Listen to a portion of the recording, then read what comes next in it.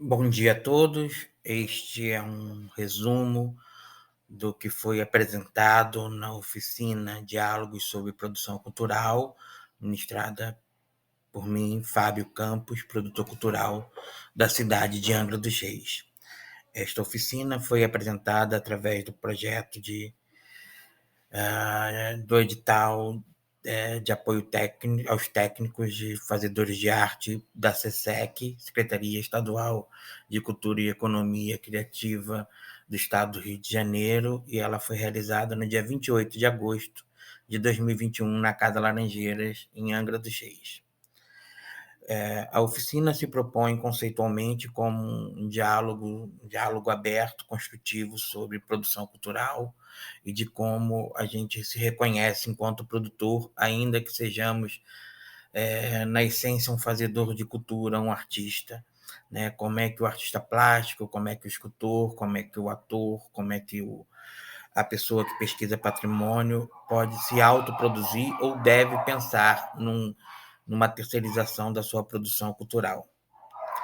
A oficina foi dividida em módulos, né? E assim divididos.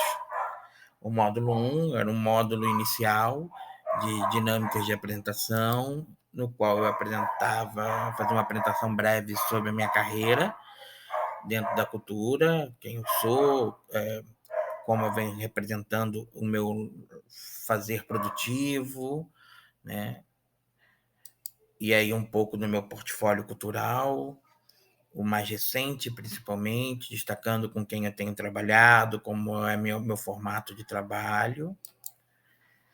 A gente partir, então, para uma apresentação prática dos últimos trabalhos realizados, principalmente dentro dessa questão da Lei Aldir Blanc, em qual eu trabalhei com vários grupos da região e em alguns projetos premiados pelo Estado também. Seguimos, então, para uma parte de construção, de entendimento de quem eram aquelas pessoas que estavam ali, né?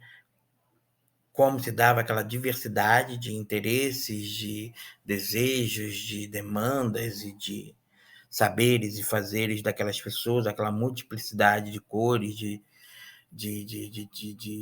modelos de pessoas com seus diversos tipos de trabalho. Então, foram feitos a dinâmica da teia, a dinâmica da autoapresentação e a dinâmica de interpretação do que eu entendo a partir do que o outro me apresenta.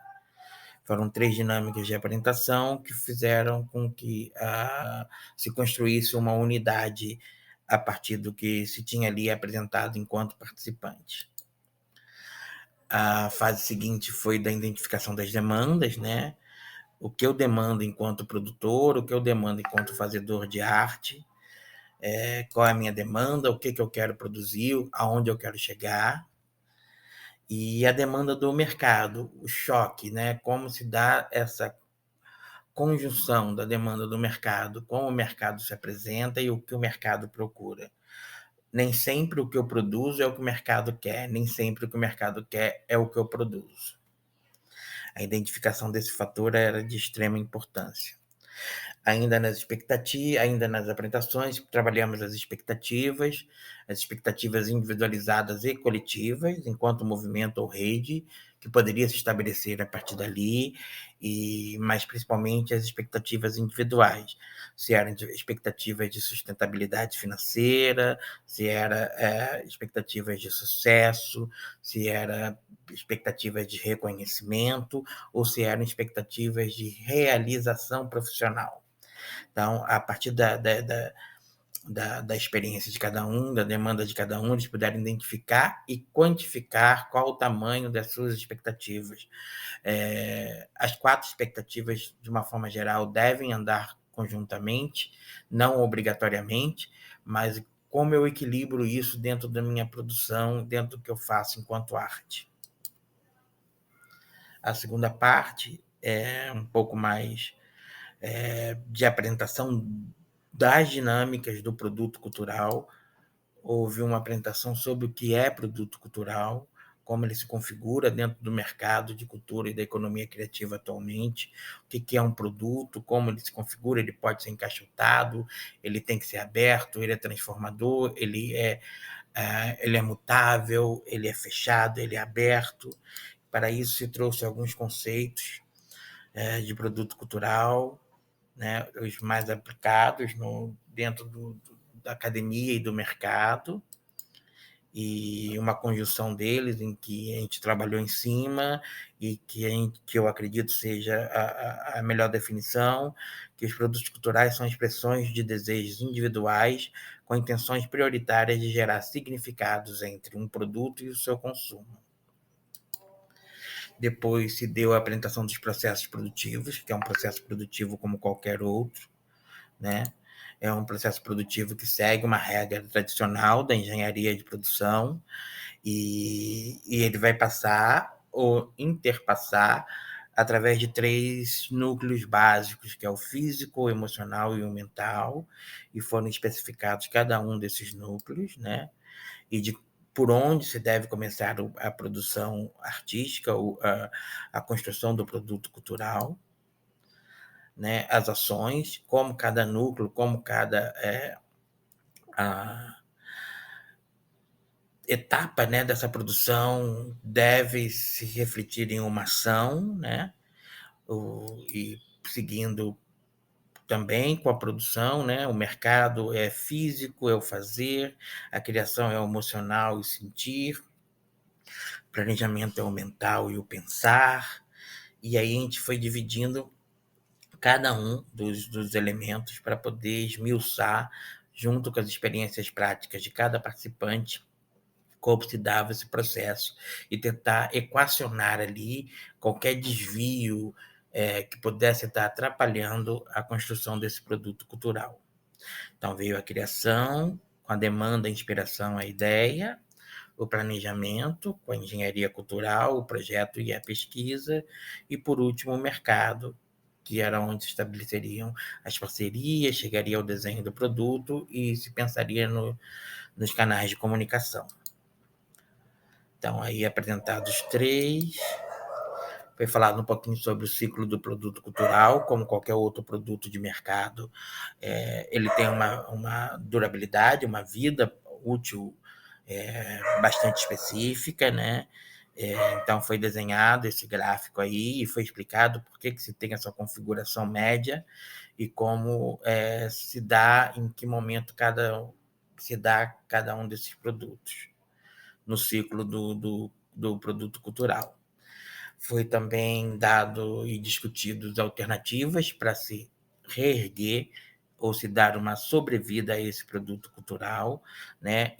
Criar-se um novo gráfico ondulado, né? Com a menor diminuição dos fazeres, ou uma diminuição menos acentuada, dando uma sobrevida aos projetos. Discutimos um pouco sobre cultura local e regional, né, a partir da nossa realidade Angra dos Reis, visualizando a questão regional a partir da Costa Verde, a região onde a nossa cidade se encontra, entendendo a cultura a partir do estado do Rio de Janeiro, e também a cultura local e regional a partir de outras perspectivas, né? A cultura pode ser local, quando eu vejo no âmbito estadual, local de Angra, mas ela pode ser local do Brasil, quando eu vejo no âmbito mundial. Para essa experiência, ou para esse conhecimento, foi usada uma dinâmica de reconhecimento de países, alguns países destacados em verdes, que são os países de cultura ou que falam a língua portuguesa, cultura derivada da língua portuguesa, e que se pode também ser entendido como regional num mundo globalizado, né? Ou como local, né? Num mundo globalizado, desculpa. Aí foi-se feito algumas análises de caso, especificamente aqui a festa do divino, como ela se dá em diferentes locais, como ela é construída culturalmente, como ela se transforma em produto ou não, ou como esse produto é trabalhado em cada uma das localidades. Foi exemplificado e discutido em Angra dos Reis, em Paraty, em Alcântara, no Maranhão, em Correntina, na Bahia, em Florianópolis, Santa Catarina, e também em Pirenópolis, em Goiás. Uma experiência internacional foi a dos Açores, de como a festa do Divino, que é a festa originária, se constrói e chega ao Brasil, dando esse embasamento para que ela pudesse ainda estar sendo comemorada e efetivada enquanto prática cultural, religiosa e artística em nossas terras. Ela é embrionária do Divino, a festa do Divino dos Açores, particularmente da Ilha Terceira, e aqui foi dados os exemplos de como a festa lá tem características similares e também diferentes das nossas. Uma outra análise de caso trabalhada foi de uma festa específica aqui da nossa região, a festa do Senhor do Bonfim, em Angra dos Reis, uma festa que se dá numa praia de pequena capacidade, e aí estudamos os impactos, as potencialidades, as demandas e como essa festa tem que ser redirecionada a partir de seu crescimento. Também foram trabalhados os casos do Festival de Música e Ecologia de Angra dos Reis, que é realizado na Ilha Grande, na Vila do Abraão. É um evento tradicional da região, tem passado por algumas reformulações, e como isso impacta, como é que se dá a linha temporal desse evento, quais são as características, quais são os impactos, quais são as demandas, quais são as vantagens e desvantagens de se realizar esse evento. E, por último, como análise de caso, foi feita uma grande discussão em torno da Festa Internacional de Teatro de Angra, hoje o maior evento da cidade, o maior evento de caráter ou desenho cultural, que é uma festa de teatro, e que tem reunido ao longo dos últimos 15 anos grandes nomes do teatro em Angra, e ele é um evento muito particular, porque pela dinâmica espacial dele, ele tem que ocupar espaços. A gente não teria um teatro com capacidade para receber os espetáculos no porte em que ele acontece, então ele tem que criar espaços físicos, montar teatros temporários para receber esses espetáculos, e como se dá essa dinâmica. Foi uma discussão bastante produtiva e bastante interessante. Na parte da tarde, entramos no módulo 3, que é um módulo mais conceitual, onde a gente foi discutir as questões como espaço, território e paisagem, né?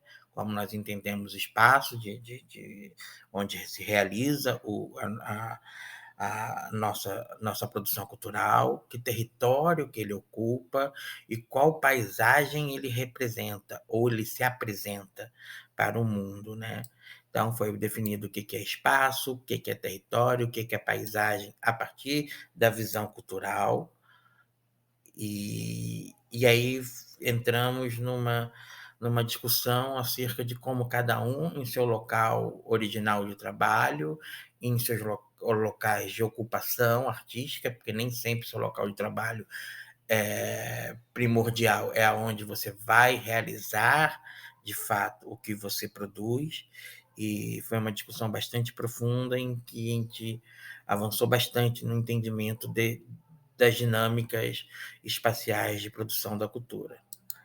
Passamos um pouquinho para a semiótica cultural, que é fruto de uma outra oficina, mas demos alguma pincelada aqui, e como nós nos apresentamos a partir do que a gente produz enquanto semiótica corporal e cultural, que é a semiótica do que a gente exerce culturalmente, e do que o nosso produto representa também, qual é a imagem que construímos a partir de nós, enquanto cidadão, enquanto artista, enquanto fazedor de cultura e de nosso produto. Fizemos alguns exercícios de apuro do olhar, então como estimular o olhar, né? A partir do momento que nós estamos com esse olhar pronto para poder entender o meu produto e o produto do outro e o produto coletivo, como se está dando a comunicação do meu produto, né? E aí falamos um pouquinho sobre comunicação segmentada, como se dá essa comunicação, como tem que se dar, como ela vem acontecendo e como ela tem que se construir. Foi feitos alguns questionamentos na construção de uma linha de comunicação necessária para que meu produto alcance a meta ou a demanda pretendida, né? Foram 4 questionamentos, mais ou menos, quem eu quero atingir, o que eu quero expressar, aonde eu quero divulgar e para que tipo de público eu quero divulgar. A parte 4 do módulo, também dado na parte da tarde, foi uma análise mais particular de cada uma dos produtos, de cada um dos produtos culturais que estavam ali presentes, com os seus fazedores originais, né? E foi realmente a análise da produção. A partir da análise individualizada da produção de cada um, a gente foi pegando elementos e conjuntamente construindo elementos que poderiam ser importantes ou mais importantes para um e menos importantes para outros. Então, se deu a apresentação do trabalho, quais objetivos eu quero, que público-alvo eu quero atingir, quais são os diferenciais do meu produto, que tipo de retorno o meu produto dá, qual comunicação que o meu produto propõe, quais são os prazos de construção, de produção e de durabilidade do meu produto e quais são os custos. Depois foi desenhado o perfil de cada um, né? Foi feito um comparativo com o que foi apresentado lá atrás e como eles se apresentavam agora. Foi se percebido ali, não só por mim que estava ministrando a oficina, mas por todos, uma evolução no próprio discurso, na própria forma de se expressar quem eu sou enquanto fazedor de cultura e, principalmente, qual o meu produto, né? E aí eu apresentei alguns casos particulares meus de como eu trabalho, reposicionando alguns artistas, aí no caso Léo Vieira, quadrinista, poeta, escritor, né? Como o Léo estava assim à margem de um mercado e como a gente traz ele de volta para o mercado. Hoje ele já está aí publicando o 3º livro, fazendo evento, dando oficinas. Aí mais aqui um exemplo de como ressignificar, de como trabalhar currículo. Lila Mello, artista plástica tradicional da cidade, aqui de Angra, talvez a mais produtiva artista da cidade, propositora, muito ativa, muito dinâmica no que produz, trabalha em várias frentes das artes plásticas. Então, como foi reposicionado ela no mercado a partir da construção do seu portfólio, né, de um portfólio amplo, mas que seja mais informativo e que seja resumido, né? Então, um portfólio de fácil leitura. E assim a gente terminou a oficina. Então, a oficina foi finalizada com um grande bate-papo, com a entrega dos certificados, com uma grande confraternização e, com certeza, do sucesso do que foi realizado.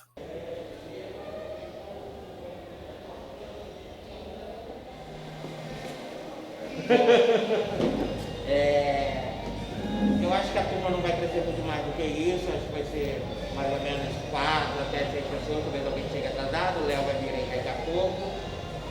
A gente vai tocar, então, direto, não tem pouca gente, acho que a gente vai dialogar, mas a gente vai, de repente, até uma hora, a gente já finalizou a oficina, pra gente não ter que voltar de tarde, tá?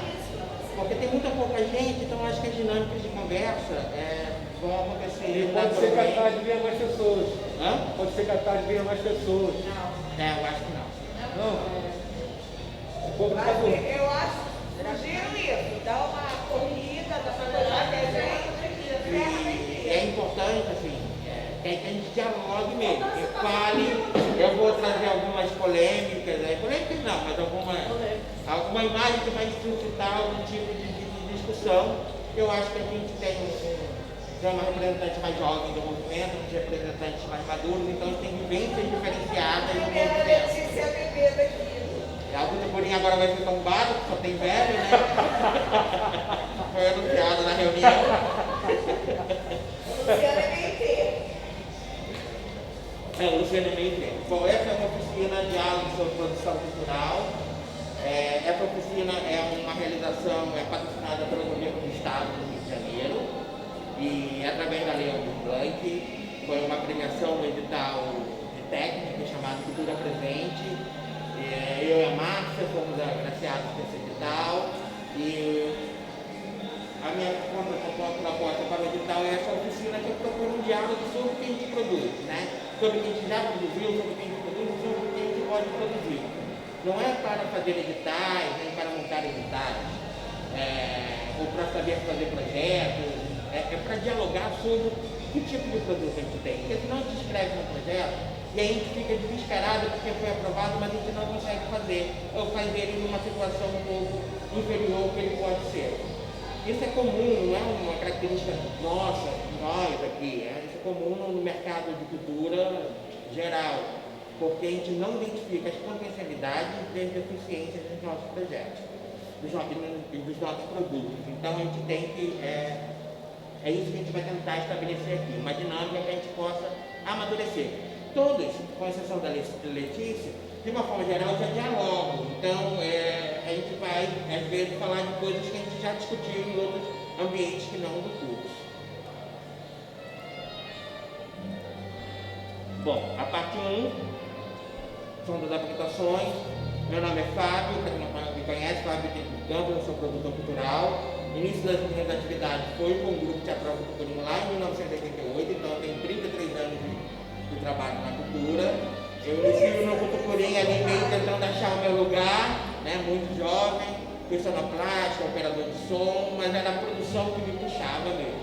Era cuidar dos projetos, numa época muito difícil, a gente fazia projeto em máquina de datilografar, né, as fotos eram xerocadas, montava-se com mimeográfico, alguns folhetos, algumas coisas. Depois, eu junto com a Palila Mello e com o Marcelo Moreira, a gente vai gerir o CUCA, substituindo a Márcia ali no início dos anos 90, e à frente do Centro Unificado de Cultura e Arte, que é o CUCA, que era uma associação de artistas que tinha na década de 80 e de 90, que teve muita representação em Angra durante esse período. A gente desenvolveu vários projetos, mas principalmente nos preocupamos com capacitação. A gente sabia que a gente produzia algo bom, mas a gente precisava preparar as pessoas para conhecer o trabalho e dar uma profissionalizada. Então a gente traz uma versão mais madura do encontro, apresenta a proposta do seminário de teatro de rua, do encontro de rua, seminário de encontro de rua. Trazemos várias, na época estava muito em evidência a linguagem do clown, dos palhaços, a gente traz várias sessões para fazer curso, ministrar curso. Então a gente teve uma preocupação muito grande com a capacitação. Depois, nos anos 2000, início dos anos 2000, a minha pesquisa vai mais na área do turismo, da interface turismo, patrimônio e cultura. Hoje eu tenho algumas pesquisas na área do turismo insular, turismo cultural, turismo de experiência e dos atos sensoriais da atividade turística, todas ligadas a patrimônio. Sou representante atualmente como produtor cultural de alguns movimentos em Angra e desenvolvo um projeto premiado pela Augusto Angra no município chamado Heroísmo dos Reis, que é um projeto que propõe um diálogo cultural. Essa palavra diálogo está muito presente nos meus projetos, porque é exatamente isso que eu quero estabelecer, uma conversa verdadeira com a cidade de Angra do Heroísmo, que fica numa ilha chamada Ilha Terceira, nos Açores, em Portugal. Somos as duas universidades de Angra, né? As duas com a língua portuguesa, então somos um único povo angrense. Então, de fato, temos que contribuir uma cidade com outra em vários aspectos, e principalmente no campo da cultura. Bom, esse é meu portfólio cultural, atualmente represento o Quintal do Circo com o Lu, o projeto Estapafúrdia do Léo Vieira, quadrinista, escritor, poeta, articulando da Márcia, né? Todos os projetos da Márcia como atriz, como diretora e como produtora. O Estúdio Pisa de Dança, que é da Suelen, lá no Angra Shop, uma batalhadora guerreira também, porque manter um espaço privado hoje em dia, com todas as dificuldades, tem que ter muita vontade. Todos nós já tivemos nosso momento de querer ter nosso espaço, em várias qualquer seja a área, e é difícil, imagina num tempo de pandemia. E o Grupo Cutucurim, que eu faço uma produção executiva terceirizada. Ano passado, no ano de 2000, tivemos 8 projetos aprovados, né? Juntando todos esses coletivos, foram R$180 mil de captação para projeto, 120 horas de produções culturais em ações presenciais e 42 horas de produções culturais em ações digitais online, uma das quais a Letícia participa, correto? Ela do Ramon, não é isso? Então, e foi lindo, assim, espetacular o trabalho de vocês, de verdade. Aqui algumas das artes que foram feitas para esses projetos, né? Encontro, o Circulando Teatro está fechando agora em setembro com as apresentações, né? Que foi um projeto de oficina para jovens iniciantes.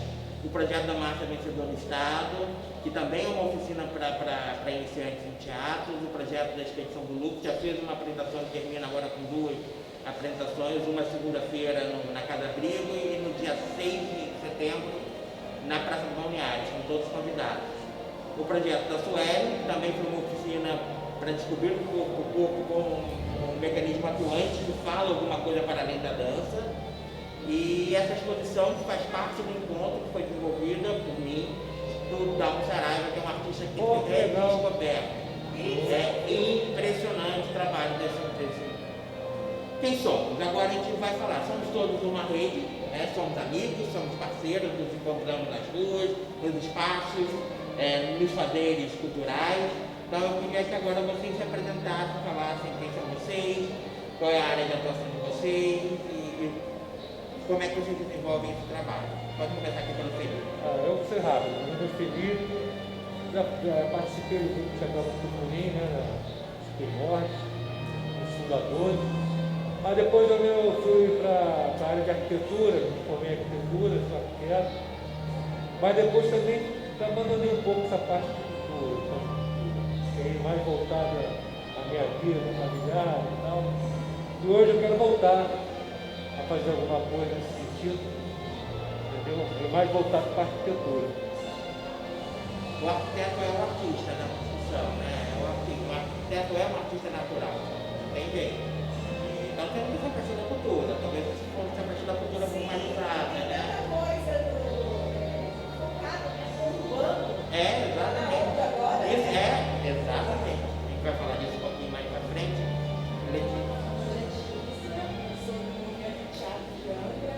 Desde 2012, sempre cursos, oficinas e peças. Também já trabalhei no Rio, na atriz. Que legal. E como produção cultural, eu não tenho muita experiência, não. Para mim é novo. Esse é o primeiro curso que eu estou fazendo, que é sobre essa temática de produção cultural. Porque eu trabalho mais como atriz, né? Mas estou tentando entrar nessa produção cultural para poder eu mesma produzir os projetos e tudo mais. Que legal. Todos nós acabamos sendo um pouco produtor, porque a gente, fazendo teatro no interior, a gente acaba produzindo, né? Porque a gente cuida de um som, cuida de um cenário, cuida de fazer um figurino, né? Então a gente acaba de uma certa forma interferindo aqui na produção. Vai dar uma entrevista na rádio, vai programar alguma coisa. Do Felipe, da Letícia, cada um conhece o que vocês querem, melhor vocês perguntarem. Estou junto aí com o Fábio, só que um ano antes aí, desde 2017. Nessa loucura, teve um momento que eu ausentei por conta do casamento, filhos, mas eu não aguentei, voltei, larguei tudo, menos a minha filha. E voltei com tudo, estou aí. Pegar de tudo bonito, faço produção do que eu consigo. Tive uma história lindíssima com a Camila de Escopo, que é uma das coisas assim que, nossa, são demais. E daí foi surgindo tanta coisa, entendeu? Fui várias vezes à história do teatro, trabalhei na Secretaria de Cultura também, sendo, enfim. Vai ser legal porque a gente vai ter essa visão também de alguém que já produziu dentro do poder público, né? Que tem limitações, que tem amarra. A gente acha que o poder público pode fazer tudo, o poder público pode fazer muita pouca coisa. E ele acaba assumindo o papel do produtor que às vezes não cabe a ele, entendeu? E aí a gente vai ter um pouco dessa experiência. E a nossa amiga Lila Mello, Igual fala que a Marta não conhece, ela está trabalhando, tirando a Letícia que conhecendo agora. Não conheci o trabalho. Então, Conheço, mas as peças, se você não conhece. então, vamos falar por isso. Para todo mundo trabalha também igual, porque a gente não se vê, assim, já também dá uma dificuldade, né, do trabalho. Apesar de sermos amigos todos aqui, já trabalha e vem já há muitos anos, e o pessoal já existe muito profissional, isso é natural, né? Inclusive as brigas, passam por essa questão também, é normal, porque somos humanos, inclusive não ter, inclusive não ter essa diferença, mas é super natural. Mas o que eu, o último trabalho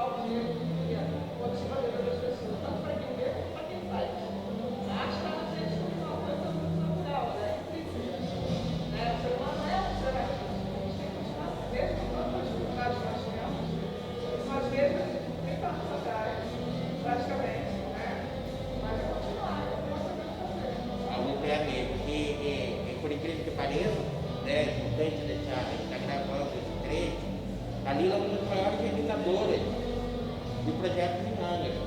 Talvez seja a maior realizadora de quantidade de projetos, né? A Lila é realizadora. Ela fala que ela tem dificuldade como produtora, que ela é uma artista, que quer se dedicar à arte, mas ela tem uma vertente produtora muito grande. Ela é realizadora. Ela pode usar um caminho mais longo para chegar ao seu objetivo, mas ela realiza. E em quantidade de projetos, a Lila é muito grande. Os projetos que você já desenvolveu e participou. Então, eu acho que isso amadurece o trabalho dela de uma forma geral. Lúcia, apresenta. Há muitos anos atrás, eu comprei um monte de tela para a Lila, trabalhei para a bancada dela logo há muitos anos. Eu lembro disso. Tá gravando, repete?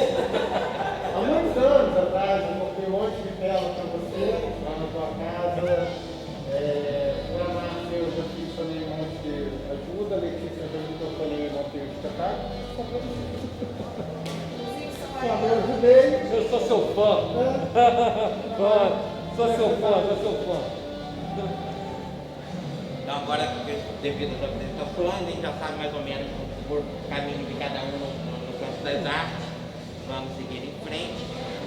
O primeiro passo que a gente tem que perceber a partir do que a gente se vê como artista é entender as demandas. Né? As demandas podem ser subdivididas, entendidas de vários aspectos. Que demanda eu tenho para fazer, o que eu tenho dentro de mim que eu quero expor, que eu quero produzir, qual é a minha necessidade artística, o que eu preciso fazer, e a demanda do que o mercado espera de mim, ou o que o mercado espera da arte. Porque às vezes eu posso ter um produto tão particularmente meu que ele não atinge o público, o mercado. Então, não existe produto cultural se não existe uma relação íntima entre produção e mercado. Então nós temos que entender a demanda do que está dentro da gente como artista e do que o mercado nos impõe ou nos pede também. A gente não pode dimensionar o mercado de forma errada, porque senão a gente não atinge os objetivos principais do fazer artístico, que é chegar até o público. Eu vou disponibilizar essa apresentação depois por e-mail de vocês, mas se vocês quiserem fazer anotações pontuais. Bom, agora a gente vai tratar das expectativas, né? É importante quando a gente pensa no produto cultural, seja ele no teatro, seja ele na arte plástica, seja ele na arquitetura, o que a gente quer no nosso trabalho? Qual a expectativa que a gente tem? O que nos motiva mais? É ganhar dinheiro? É alcançar o sucesso? É ser reconhecido e ganhar a medalha de honra? Ou é estar feliz? Pode ser tudo. E também pode não ser nenhum, pode ser um outro motivo. Mas, basicamente, esses quatro motivadores são elementos muito importantes para você definir o seu projeto. E eles têm que estar equilibrados. Nenhum deve estar mais à frente do que o outro para poder ter exatamente o equilíbrio do produto. Se você tem uma supervalorização ou uma valorização menor do seu trabalho, você não se paga ou você não vende. Se você só quer o sucesso, o seu trajetória artística não vai subir muito rápido e vai decair com muito rápido também. O reconhecimento só vem com muito trabalho. Não tem reconhecimento a curto prazo, sabe? E a satisfação é o motivador principal. A gente tem que estar feliz. Se a gente não estiver feliz, a gente não trabalha, ainda mais na arte, né? Ainda que a gente brigue muito, né? Bom, vamos entrar aqui na parte 2, que é a parte mais do produto cultural, né?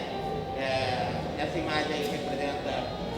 A gente não tem um produto encaixado, né? Dentro de uma caixa, empacotado ou embalado.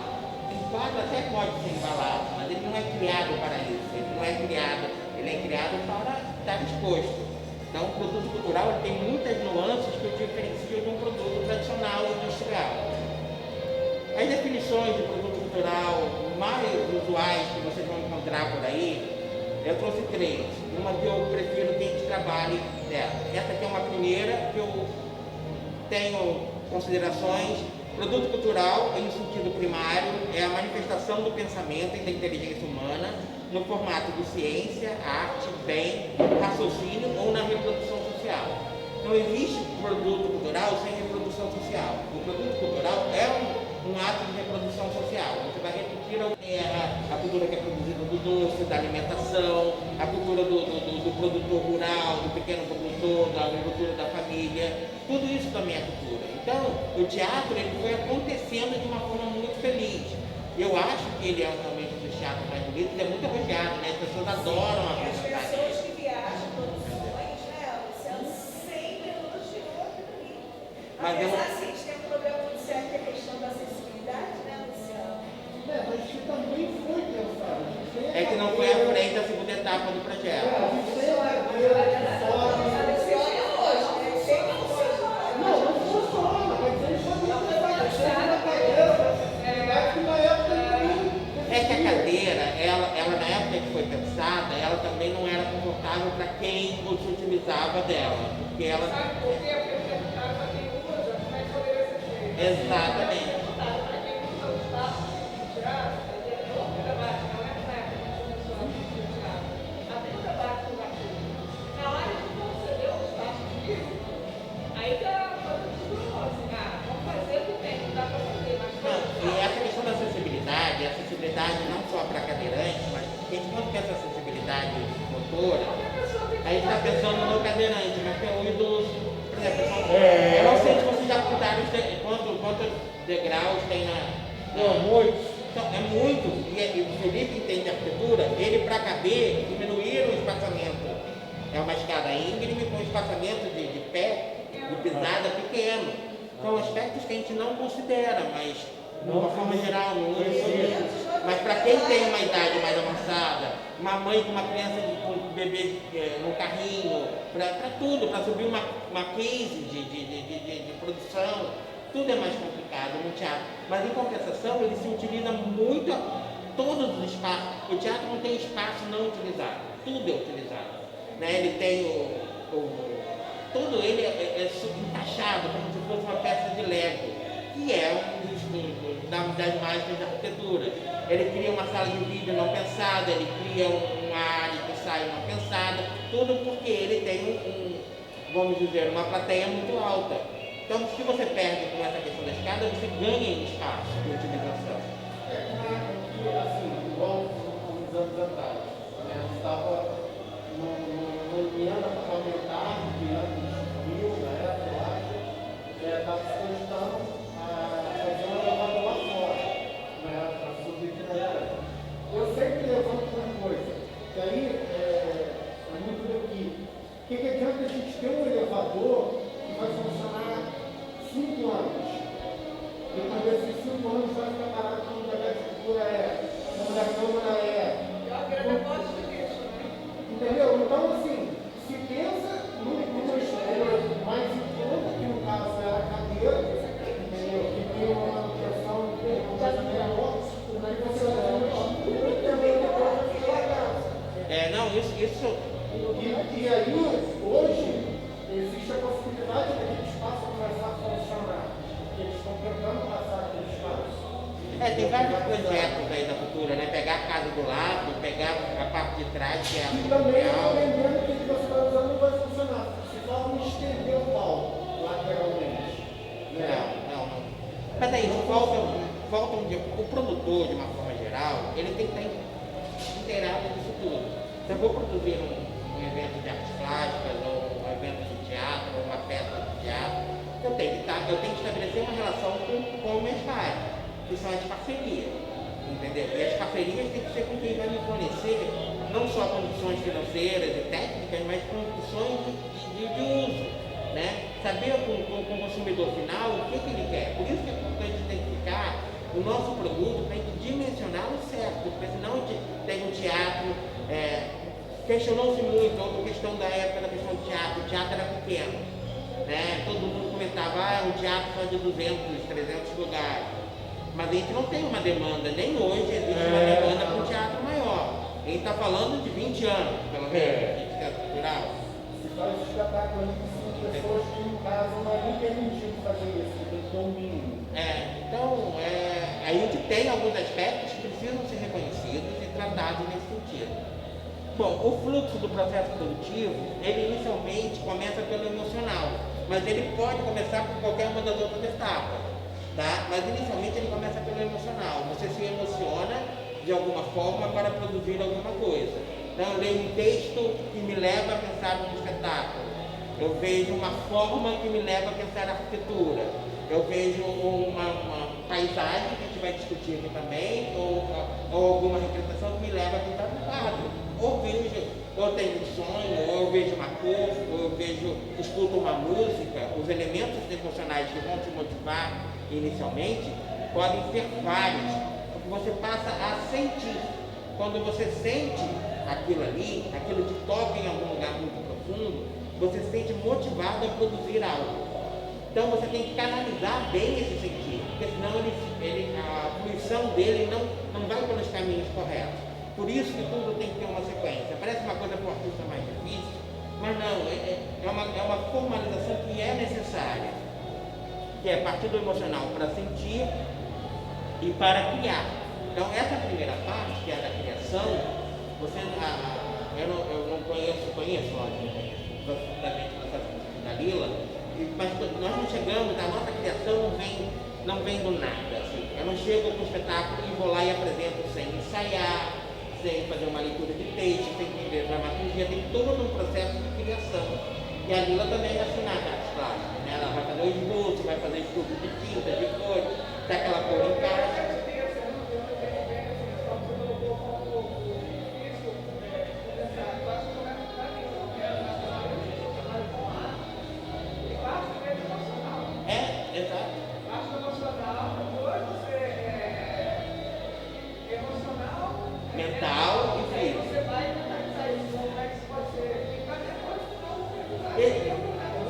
Esse é o fluxo normal e é o que temos que tentar nos policiar.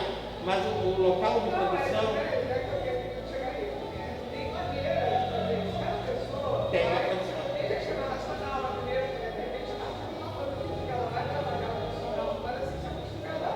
Isso de cada um.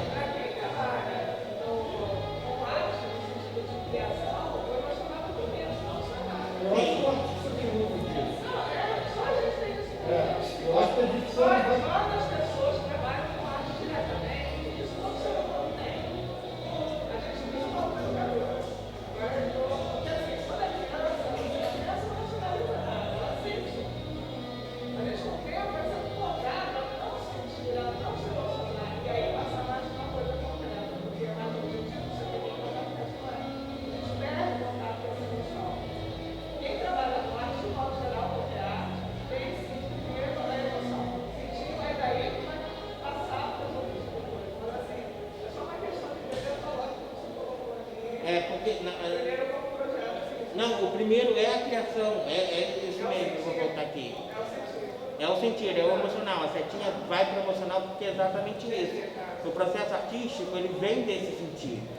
Mas a gente, como produtor, a gente tem que entender esses processos para poder encaixá-los no momento certo.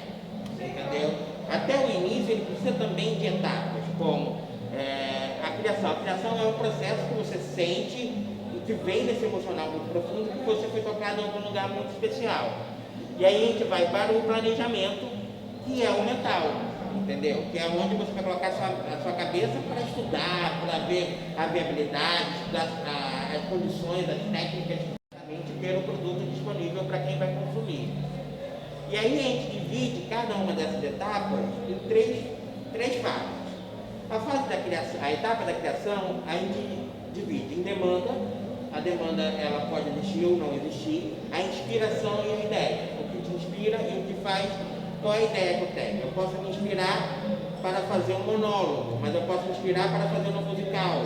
Eu posso me inspirar para fazer uma casa com sótão. Eu posso me inspirar para fazer uma casa toda circundada por varandas. Né? Eu posso me inspirar para pintar, como você pinta hoje, representações do social e do cultural, que é as tradições mais populares da cidade. E aí está falando inclusive da religiosidade. Porque o trabalho da Lila vai dialogar com aspectos físicos muito presentes na cidade. Físicos, sociais, culturais, históricos. Então, assim, Essa inspiração vai gerar uma ideia, no caso da Lila, por exemplo, gerou essa ideia brilhante que é o mapeamento. Eu não sei se a Letícia sabe, se chegou a ver esse projeto da Lila, é uma projeção mapeada com as obras de arte dela, num prédio. Que legal.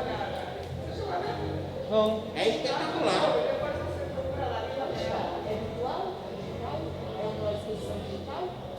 Não, é.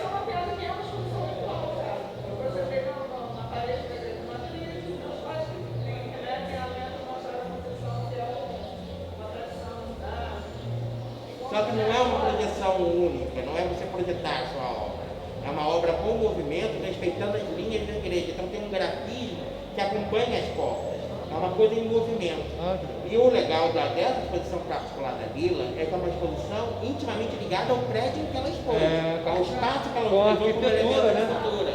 Ela não expôs os quadros dela, da Lila Mello, ela expôs os quadros da Lila Mello que tem a ver, que parte daquela inspiração religiosa, daquela igreja, daquele fator histórico, daquele espaço do cotidiano que é dela também, é um espaço que ela usa. A igreja é um espaço que você usa, a praça, né? Ela usa também nas outras artes dela, a espinha, né? O peixe da gavala, então.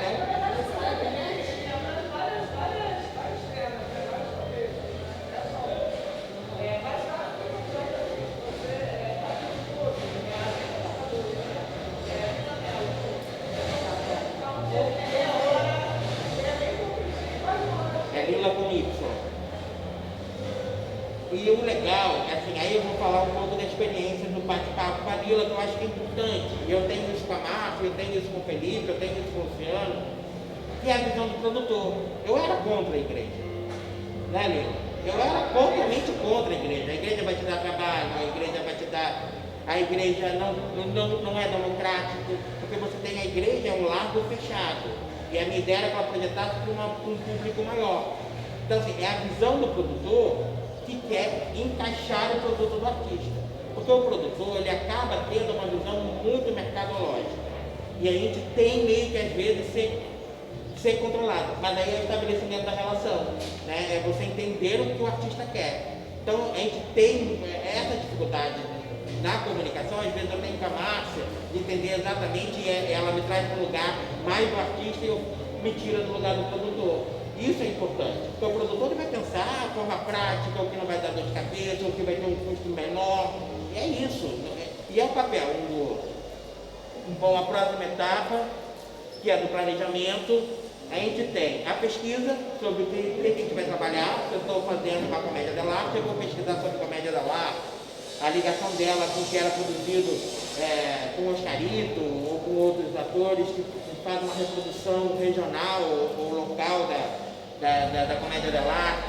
Vou pensar nesse projeto, a gente não vai entrar muito em projeto aqui, mas assim, eu vou pensar nesse projeto, como eu vou fazer, que mapeamento. Aí é projeto, a arquitetura se utiliza, a arquitetura é engenharia, que utiliza mais a palavra projeto, mas projeto é para tudo, a gente tem um projeto de vida. A gente tem, quando vai para uma faculdade, a gente tem um projeto educacional, um projeto de profissão, e a gente tem que ter um projeto na cultura também. A gente tem que ter um projeto pessoal de produto que eu produzo e também dos produtos que vão ser gerados daí. Eu quero ser atriz, então eu tenho meu projeto de vida como atriz, mas eu tenho meu projeto para aquele espetáculo que eu estou fazendo naquele momento, ou para aquele catálogo de espetáculo que eu estou fazendo no momento. Hoje é muito comum o ator se dividir em vários grupos, não ser limitado a um único coletivo. Isso é muito legal, porque te tira também do lugar do comum, faz você fazer uma troca de interface de experiência muito interessante. A Lila tem uma coisa legal nisso, porque ela sempre foi muito no coletivo, as exposições dela sempre tiveram outras pessoas, outros artistas, e isso é muito importante, porque tem um comparativo também. Poder comparar é muito bom para a cultura, porque senão você nivela, você perde o momento. Entendeu? E comparar não é achar melhor ou pior, é comparar formas diferentes de fazer a mesma arte. Então, e aí a gente, depois que faz o projeto, a gente vai chegar na engenharia cultural. A engenharia cultural, nós temos um rapaz em Angra que é espetacular, entendeu? Ele não tem uma formação técnica, mas o Luciano, eu não estou falando isso porque é meu amigo, não. Ele tem esse reconhecimento no Brasil todo, já trabalhou com grupos renomados. Ele tem uma visão espacial muito apurada. Ele é um cenotécnico, ele consegue realizar cenário, pensar em material com muita facilidade, sem ter um apuro intelectual. O que poderia engessar o trabalho dele é exatamente o que transforma ele num potencial, entendeu? Que é essa engenharia cultural, é como eu vou fazer isso, entendeu? E o Luciano tem um aspecto que é bastante interessante de pensar, que tudo é ele que faz. Ele é praticamente 90% do que ele opera e produz é ele que faz. Ele só não faz produto eletrônico. Enquanto o restante material é ele que faz o trabalho dele, não depende. Isso dá uma liberdade artística e profissional para ele muito grande. A última etapa seria estabelecer o mercado, que é estabelecer parcerias, entender e colocar o seu produto à venda, e estabelecer também a comunicação, como você quer que esse produto se comunique e como você vai se comunicar com o seu consumidor para ele poder consumir. Eu vou fazer um banner, por exemplo, eu vou dar um pensamento rápido. A Lila 24, quadro grande, né? E aí quadro grande não é fácil para o turista que vem de ônibus levar, né? Um quadro com moldura. Ela não vai fazer um folder e distribuir na rodoviária. Ela não está se comunicando com o público dela direto. Ela vai fazer um folder para se comunicar onde o turista com o carro para. Talvez no centro de informações turísticas, talvez o veranista, que hoje não é considerado turista, mas que tem o potencial de vir para a Angra de carro. Então a gente tem que pensar muito como a gente vai estabelecer essa comunicação com quem a gente quer atingir, né? Pensando no mercado mesmo. Então a gente tem que ter esse olhar lá na frente. Às vezes eu vou fazer um banner, mas o banner é melhor do que fazer uma projeção. De repente você pode fazer um banner eletrônico. Em vez de você gastar dinheiro, eu não tenho dinheiro, às vezes eu não tenho, meu orçamento não está chegando para fazer um banner, ou para fazer 4 banners. Eu vou fazer uma projeção na porta. Eu vou conseguir um projetor, vou fazer uma projeção, o banner vai estar projetado. Isso também são ideias inovadoras, é pensar para fora mesmo. E é isso, aí você vai ter todo o processo, que é desde a criação, passando pelo planejamento e atingindo o mercado. Todo e qualquer produto cultural, ele tem um ciclo específico de vida. Eventos, principalmente. Quando a gente pensa em eventos têm naturalmente um ciclo de vida. Mas qualquer que seja o produto, eu ontem fiquei em casa pensando, eu estava revendo essa apresentação para ver se eu encaixava alguma coisa tirada, estava pensando muito se artes plásticas se encerram. Porque a arte, você tem um produto que você leva para casa, né? O quadro em si, a escultura, quando ela é pensada para o uso pessoal, ela continua sendo utilizada diariamente. Você vai olhar aquele quadro diariamente. Aí eu fiquei pensando se o ciclo de vida da arte plástica não é um pouco maior do que das outras artes. A música que a gente está ouvindo aqui agora, ela te vai, entendeu? A não ser que você esteja no CD. Aí é um produto também que você vai fazer uso contínuo. Então o ciclo de vida, ele começa ali com a introdução, normalmente se começa pequeno, vai tendo um crescimento, chega à sua maturidade e depois ele vai obrigatoriamente declinar. Você faz um espetáculo, entra em temporada, tenta fazer a primeira lotada, a segunda lotada, a terceira você já não tem mais público, então é natural que seu espetáculo tenha um declínio, mais 1.000, mais 2.000 pessoas, entendeu? Então essa reinvenção é muito importante. É exatamente nesse ponto de declínio, achar aonde a gente vai reverter esse quadro e tirar um pouco mais desse produto. É exatamente fazer um uso completo desse produto. Eu já fiz a temporada no teatro, mas com um teatro lá em Praia Brava, que pode ser utilizado. Então eu vou levar esse espetáculo lá porque eu não levei. Eu não estou falando nem de uma circulação regional, estou falando da circulação local mesmo. Entendeu? Qual o espaço que eu ainda não levei? Qual o público eu ainda não levei? Então, a gente tem que pensar que tem que ser que o teatro é a melhor produção para levar para o nosso lado. Reinventar. É onde o seu produto está chegando no final, você tentar buscar uma ideia que tem que pode falar, tá? Se tiver na tua experiência, né? Sobre essa questão da arte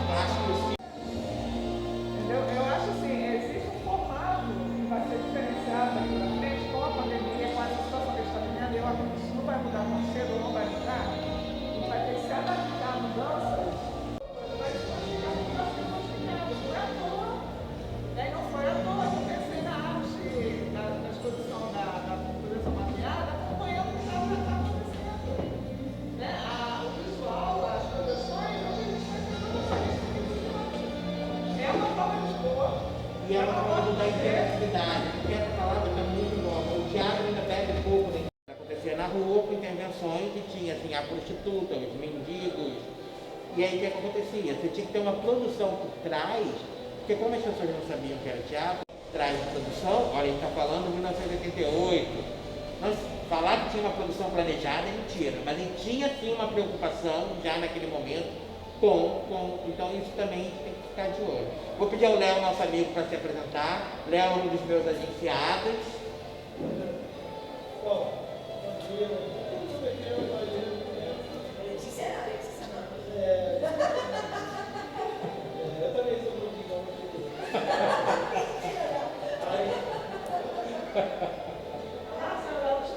Eu tenho foto de todo mundo no Bela Cruz. Inclusive do Léo. E, bom, eu trabalho sou publicitário, eu trabalho com quadrinhos, né? Desenho, quadrinhos, escrevendo agora. E sempre fui um pouco envolvido com a arte, né? Até mesmo por causa da profissão, você acaba tendendo mais para essa vertente, né? Para essa área mais artística. E ali a minha atuação hoje na área de cultura, né, é quadrinho, arte, desenho, charte, e através disso a coisa começa a evoluir um pouquinho, então eu estou escrevendo já um pouco mais, já estou escrevendo contos, umas coisas, até mesmo por causa da demanda do quadrinho, né, você tem que escrever para poder usar, e aí acabei sentindo a necessidade de ter que escrever mais, porque só que eu não estava suficiente. Então, estou aí nessa linha. E atuo também na área da cultura pop, e aí a gente é mais na parte de eventos, de divulgação, de eventos, dessa coisa da cultura pop, né? Então, O Léo está naquele momento do artista que ele ainda não se identifica como artista. A gente tem a cultura produzida, mas a gente todo já passou a massa. Assim, eu vi uma entrevista de alguém que eu não vou lembrar o que é, e ele falava que ele tinha vergonha de colocar na ficha do hotel, sabe aquela ficha que você preenche? Até hoje não sei se preenche mais aquelas fichas. Colocar ator, colocar Produção. ou colocar iluminador, entendeu? Porque ele não se reconhecia com 20 anos fazendo aquilo daquela forma, como uma profissão. Então, assim, e a gente tem essa coisa da cultura. A cultura é cultura de qualquer forma. Ela pode ser artística ou não. Ela pode ser uma cultura de manifestação popular. Mas ela pode ser uma cultura artística. O Léo está no meio do caminho dos dois. Porque ele vem de uma cultura popular muito presente atualmente, que é a cultura pop, e é a cultura moderna, chamada cultura pop, né? Mas tem outras denominações, que são os quadrinhos de culto a filme, colecionadores, e diálogos com outras plataformas. A cultura pop nos vai trazer para esse momento atual da digitalização, da projeção, porque ela vem do cinema, e o cinema é a base da projeção. Então, assim, a cultura pop vai trazer isso, mas ele está naquele caminho ainda que ele não se reconhece totalmente como um artista. Então, a gente até definindo, eu tenho vou mostrar o material dele no final dele da Lila, que foi produzido, os portfólios. O Léo é uma proposta e a gente fica sempre na dúvida do que colocar, eu sempre consulto ele. O que você é? E eu vejo que nele também há uma dúvida. Então, essa dúvida, ela não vem facilmente, você não decide agora, ela é uma construção também. Né? A gente vai construindo. A Lila, para chegar e afirmar hoje que ela é uma arte educadora, ela passou por processos também, não só processos de aprendizado através de uma universidade formal, mas também de reconhecimento dela. Porque eu posso dizer que eu sou um arte educador e de fato não ser, entendeu? O que eu digo não necessariamente é o que eu produzo. Então a gente tem que se reconhecer naquilo que a gente produz. E o Léo está caminhando, ele já tem um livro lançado, vai ser um grande editor, está produzindo contos muito legais, eu acho que pode ser um nome. A gente tem uma deficiência disso em Angra no teatro, que a gente não tem produção textual local. Você tem até produção coletiva, você monta. Você é escritora de texto também, você é do Cabaça. Você sabe as dificuldades que tem. A gente não tem um grande nome de pessoas que escrevam teatro. Mas você tem produções coletivas. Mas a produção coletiva não é necessariamente, ela não é Não está no papel. O maior espetáculo do Tucurim é o Acorda Brasil, que é uma produção coletiva, mas não existe. Existe uma roteirização? Não existe. Não existe. Não houve um profissional, uma pessoa que se dedicasse àquilo, a entender a dramaturgia daquilo. E é o maior espetáculo do Tucurim. Registrar, né? É, exatamente. Registrar. Não tem essa Por ligação escrito. também. Exatamente. Então, às vezes a pessoa tem a potência, mas eu, por exemplo, comecei na admissão. Agora que eu estou na faculdade, que eu estou aprendendo a prática, né? E tal. Sim. A teoria. E é um exercício diário de buscar. Você está na Entendeu? faculdade de quê? De São Santiago. Que legal. Você é da Unirio? Do Rio. Eu sou formado lá. É? Doutorismo, lá no ano. Mas vivia lá no prédio do teatro. Lá. Vivia me convido para pessoal do teatro. É. Ah, que legal. Vai, desculpa.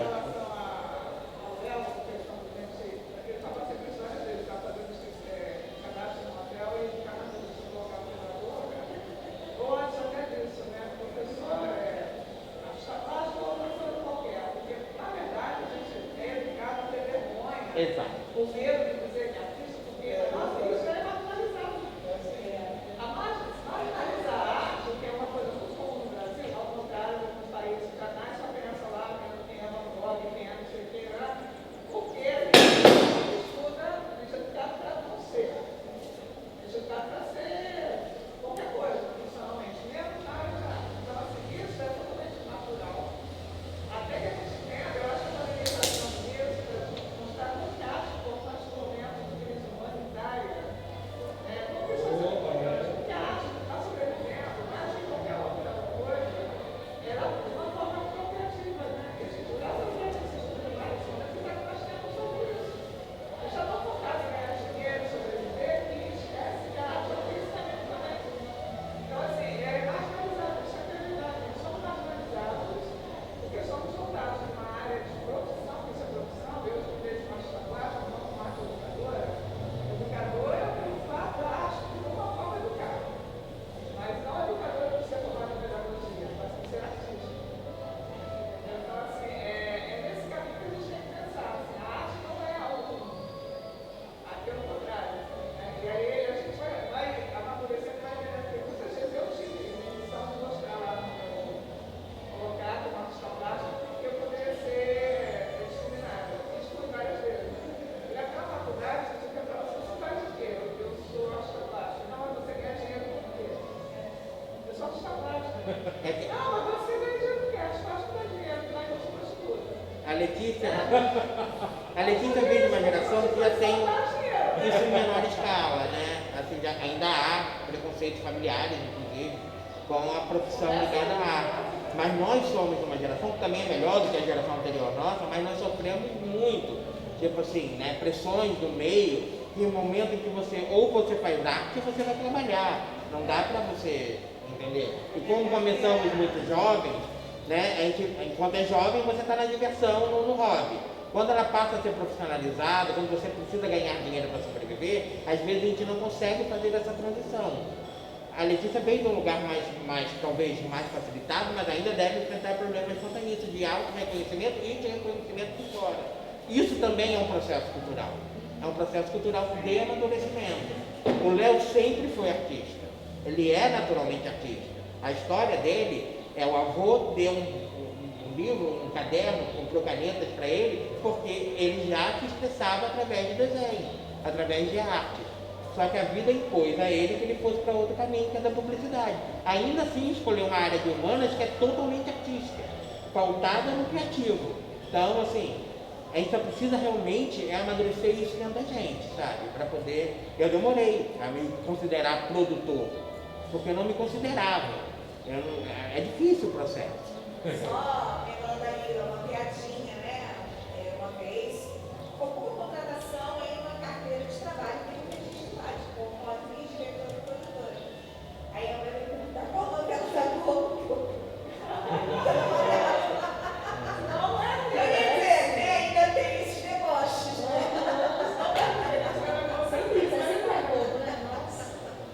Ainda tem isso, né? Eu fui fazer o o meu registro profissional na prefeitura.